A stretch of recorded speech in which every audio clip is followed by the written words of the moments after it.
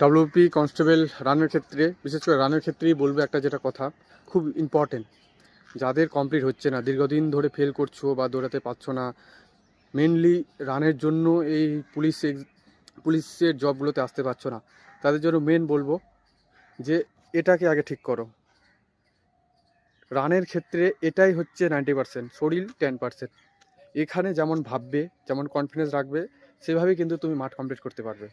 তো একটা ছেলে যে খুব ইজিলি রান পাস করে আর যে কোনোদিনও রান পাস করতে পারে না, দুজনের কিন্তু দুপাক দেওয়ার পরে একই মাথায় চলে যে না, মনে হয় ছেড়ে দিই, এবার হবে না। তোমারও হয়, আর একটা যে দৌড়াতে পারে তারও হয়, ঠিক আছে। কিন্তু যে দৌড়াতে পারে ও মাথার মধ্যে ঢুকিয়ে নেয় যে না, আমি এইভাবে কমপ্লিট করেছি, পাবো, এটা স্বাভাবিক, তার জন্য সে আরও কনফিডেন্সে চালিয়ে যায়। কিন্তু যার মাঠ হয় না, সে ভাবে যে আমারই হচ্ছে এটা, কারণ ওরা তো ইজিলি দৌড়াচ্ছে। কিন্তু এটা কিন্তু সবারই হয়, তোমাকে তখন ভাবতে হবে যে সবারই হচ্ছে, আমাকে এখানে একটু ধৈর্য ধরে চালাতে হবে। লাস্টের দিকে পাকে গিয়ে তোমার মনে হবে যে না, এবার কমপ্লিট করতে পারবো, ঠিক আছে। তার জন্য বলবো এবার নিজের যে লুপটা, যে বারবার যে বাহানাগুলো দিয়ে এসছো নিজেকে, এগুলোকে চেঞ্জ করো, লুপটাকে ভাঙো, ঠিক আছে।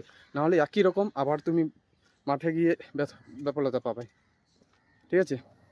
তো ওটাই বলবো, কনফিডেন্স রাখো, মনের মধ্যে জোর রাখো, ঠিক আছে, হবে, দৌড় হয়ে যাবে। আর প্র্যাকটিস করতে থাকো, বিশ্রাম দাও শরীরকে।